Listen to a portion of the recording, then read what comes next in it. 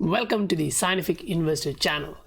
Crypto market, it's still the same. It looks boring, right? But if we look at the price in closer time frame, say 1 hour, we can find some patterns, some price actions happening.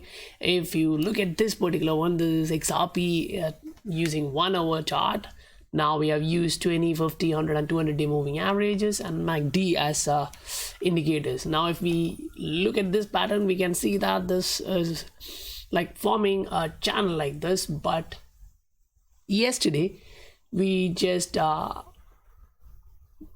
came below the pattern. Now we retested that pattern but going back down. So if you consider this as a support line, we can see that the price didn't manage to get support at that particular area. It came below that, or otherwise you can say it broke the support. Now it went up a bit trying to retest or coming back into that range. It didn't manage to do so. It's being rejected and the price is going down. Now that's on a 1 hour time frame, right? So if you look at the same on a 4 hour time frame, you can see the same pattern with a more reliability or validity. See, it came below that and now the 20-day moving average is going to cross the 50-day moving average, which is going to be a bearish cross. Thus the price can actually move even a bit higher. Now if you consider this on a bit zoomed out version, say 12-hour chart or a daily chart, what you can understand is, say the price is making a lower low. Say this was the previous low. Now the price got a bit of support at that area, but it went below that. Now it came back up, retested that area. As you can see here, this was the low. It came below, it broke that area. It couldn't manage to bounce from there. It came below. Now it retested that area and came below. Now unless the price gets a push here and come back into this trading range, say about 0.2425, that is a bearish scenario. So in the longer time frame charts, if you can connect your resistance and then support, you can actually see that it's kind of a channel in which the price of XRP is actually moving down. So if it's not being able to go up here, it may revisit this area, and that can be 0.2 or even below, say 0.18 or 0.19, because when the price fluctuate to the downside like that, investors will actually think, nah, the price is gonna go to zero, because I just saw some of the news articles stating that XRP is gonna go to 0.03, 0.18. The predictions are like, a lot of guys are thinking the price can go to 0.08 or 0.13.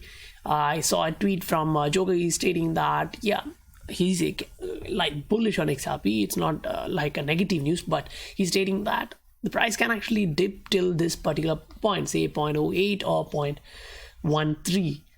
But his perspective is like, cheaper the better. He's buying on every dip. It's, at least for me, it looks like that. Now that's the side of technical analysis for XRP. Now when we look at the general information of cryptocurrencies from Twitter, say this is a tweet from Spripe3 at Spripe3. CoinMarketCap allows app shows me this today. Now what you have to think is, now we are in December, I agree, but the price fluctuation, the volume here, you have to connect both. Say the price is actually going down, but the volume has been up, right? If you have read the book Market Analysis, and the name is actually The Market Cycle, so it's from Howard Marks. If you are looking at that, or just listening to one of his interview, in that you can actually understand one thing, that is, when there is higher volume but the price is moving low, the attention towards that coin or that asset is low, and the volume in a weekly or say monthly is going up, that means someone having huge amount is coming in, so they are bullish on that particular asset class at that particular time with that price. So that's actually a positive news. Now there's another tweet from XRP community. He's showing that this is old one, but for me also it's new one, because he's also stating that he has never seen that. It's the same for me too. I haven't seen that previously, so I would just showcase that. So it is clear there is a trade-off with XRP. You might become perpetually rich, but don't expect that others won't become annoyed that you have done so. Now that's something to think about, right? Because there is an argument in which they are having a discussion, say, which you bring back to landed gentry argument. The landed gentry were perpetually rich because they held a monopoly on a fixed supply commodity. But there was a growing population who needed, not wanted, who needed to use their commodity. So as the population grew, they could always keep increasing the rent.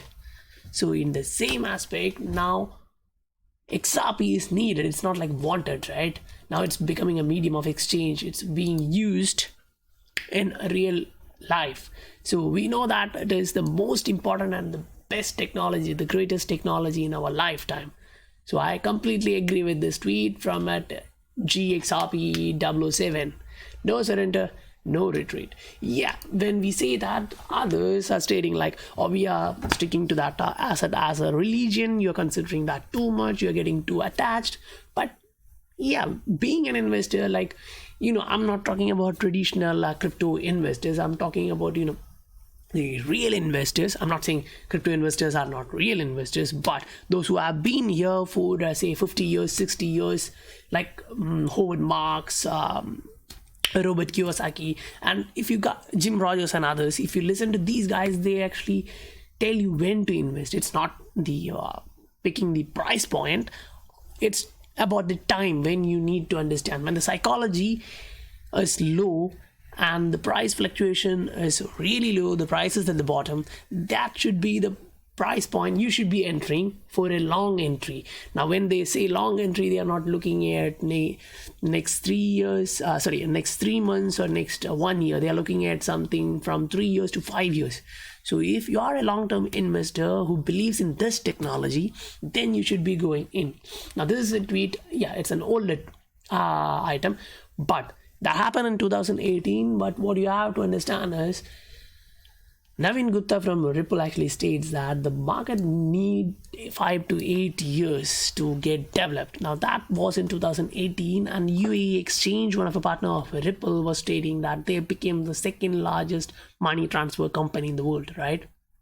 So that's real life use case of UAE Exchange and Ripple, in which the function of UAE exchange is to send money from, say, for example, UAE to India, right? The remittance market. So they will be using on-demand liquidity to enhance their customer experience. Now, yes, that will take time. They can implement it on a, say, daily basis, but the regulatory framework across the different countries are not same. They are working as this word. If you listen to this video, you can understand they're working on 27 corridors. So yeah, that will take time. So that's why we say hodl, just hold on to your position, because unless you sell that position, you're not gonna lose. Yeah, unless your value goes to zero, right? But even if you're a holder, then it's okay for you, right? Anyway, the price is gonna bounce back after kicking out the weak hands. Now this is stating that holders dictate pace of things, as 64% of Bitcoin supply hasn't changed wallets this year. So that's high. Like, people are high on Bitcoin, digital assets. What you have to understand from that is people think that the asset is gonna go to the moon, right? So now, as we can see that most of the people are holding Bitcoin instead of trading that. Yes, like, there are some YouTube channels like Crypto Revolution, for which I'm a great fan of. They actually showcase when to buy which coin. They actually give you some advices about the pattern and all. That's actually really supportable. Now, I'm not disagreeing with Chris, but I'm completely agreeing with his point. If you want to make more profit, yeah, you have to trade. But if you are someone who have a 9-to-5 job, who don't have that much time to spend on research, say, to do the background fundamentals, check the technicals, just looking at the pattern, if you can understand that, yeah, then just buy your position. And if the price goes lower, dollar cost average yourself, or wherever you are, just cost average your positions, and just wait for 3 years, 5 years. At some price point, you will be having at least 50 to 100 or 200 or 300% in profit, right? So at that price point, take out some of your profit. Now, for that, you have to check the price in, say, CoinMarketCap or CoinPaprika once in a week to check that the price is okay. Now, if it is at least 10, 20, 30% down from your current position, average, buy more, average yourself down. That's my opinion.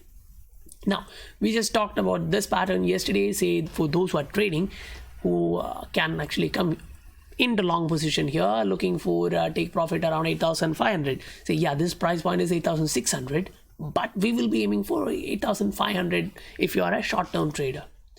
Now, that's on a 12-hour time frame. Now, you look at the same on a weekly chart.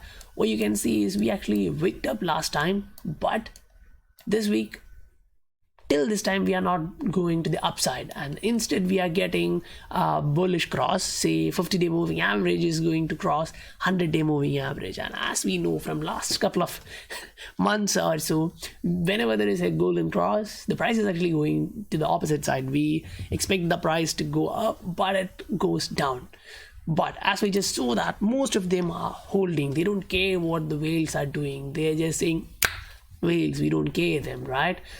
So it's okay, because anyway, if they are holding and new guys are coming in, buying it, trading it, whatever they're doing, we don't care. If we are holding that for the next 5 years or 10 years, say it will be humongous. Say we can say that this technology will become a hegemonic one, or it is becoming one, right? The blockchain technology. So the finance, as we know, will be changing in the future. So if you are holding that, then you should update yourself, you know what the fundamentals are, how it is getting improved, to motivate yourself. Because I'm a person who think, well, I'm gonna capitulate now, this has been 2 years, blah blah blah. But no, it should not be in that case, because you're already in. And yes, while coming into XRP community, buying XRP, I actually initially just thought, there is something new, it's a new technology, it has some advantages considering the traditional one. But it was after when I put my money in and my money got stuck there in mid 2018, I started researching about this asset class, this technology. Then particularly about XRP, I understood that yes, there is a lot to go. It's just the beginning of this technology, like the internet era. There's something gonna happen in this coming decade. So say 2020 to 2025 will be key. Now, this article shows that the financial giant SoftBank breaks into crypto payments, launches a new card with 1,000 stores on board. Now, that is huge, because the markets they are targeting is big. It's not that small markets. It is kind of a big market, we can call that in that way, because it's targeting, currently it's going to open in Japan, but it will recently be open and will be available in United States, Southeast Asia, South Korea and Dubai. Now, like say for example Dubai and South Korea, United States, these are countries where some of the rich guys are, right? So if they want to use their cryptocurrencies in a traditional form, as they would like to, say using a debit card or a credit card, they can use it in that form, right? It's easy. So the SBC wallet card is actually providing you that opportunity, and SoftBank is bringing that to you. So that's adoption.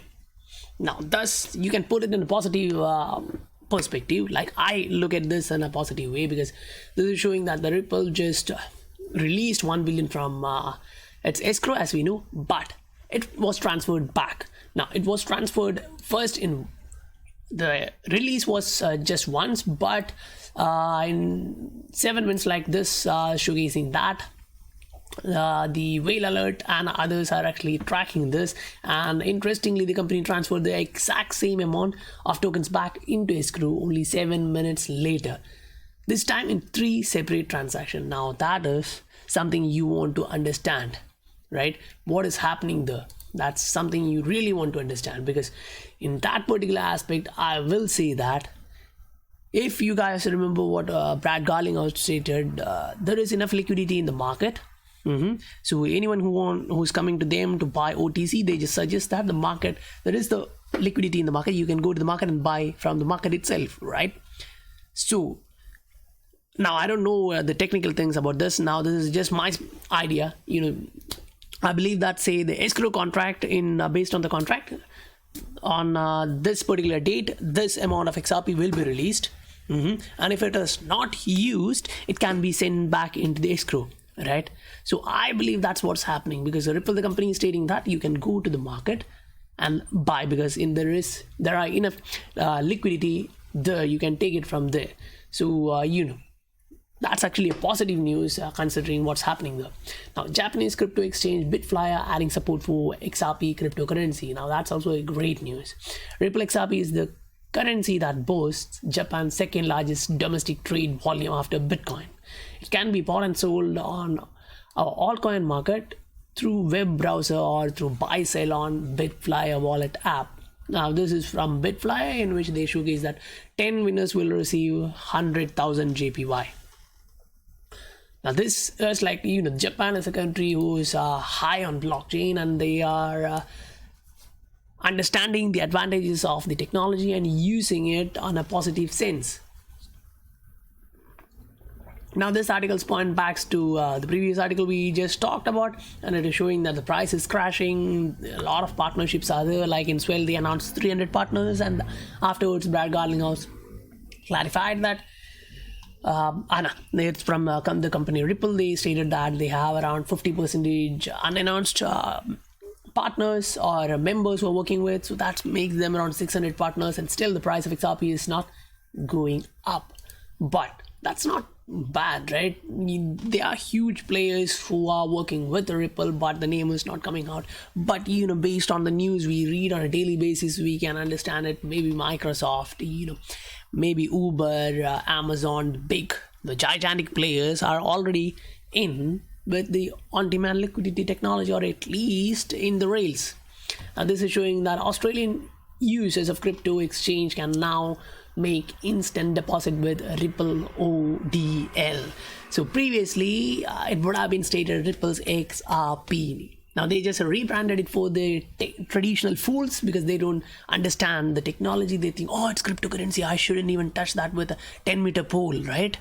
So they just rebranded it for them, making it on-demand liquidity. Now they're actually using that, and it's not unlike the Bitcoin maximalist says, oh, dash other currencies, dash this currencies, right? But this is while using that, you can actually buy Bitcoin, Litecoin, Bitcoin Cash, Ether, and XRP itself. Now that's XRP for you, right? That's the utility, that's the technology. Now, Ripple's on-demand liquidity service allows Ripple net participants to send payments in one currency and for them to be received in a different currency in seconds at a minimal cost. That's the advantage of using the Ripple's technology, right? Now, XRP faces further bearishness despite strong network activity. Now, the strong network activity they are showing is, say, this was released from the escrow, now that's put back. Now we can say that, when we say 1 billion was released from the escrow, that's bad news. Some consider in that aspect instead of considering that as a positive news. Okay, still, but when the price is going down, when they're releasing that, then when they are putting that back into the escrow, the price should actually go up, right? But that's not happening so at this particular moment. Now, despite all these bearish scenarios which the analysts, some YouTubers are predicting or trying to propagate, if you look at the entire 2009, you can understand that despite the recent slump, we are still in green, right? Say if you consider Bitcoin, it's the case. Say for example, this is Coin Paprika. Now if you go to return rates and look at last 1 year, you can see that it's 76% in green. Ether is 28% in green. Like some of them are in green, say around 200%. That's Binance Coin. Yes, I agree. The XRP is still there. XRP is making new lows. It's the greatest technology, but there is a lot of manipulation. This is crypto market. It's not that mature yet, so there will be manipulations going on until they kick out weak holders. Now I say weak holders because they think that I'm gonna hold. And after 6 months or 1 year, they'll be like, oh shit, I'm stuck here. I don't want this to happen. They just capitulate. So I just meant that.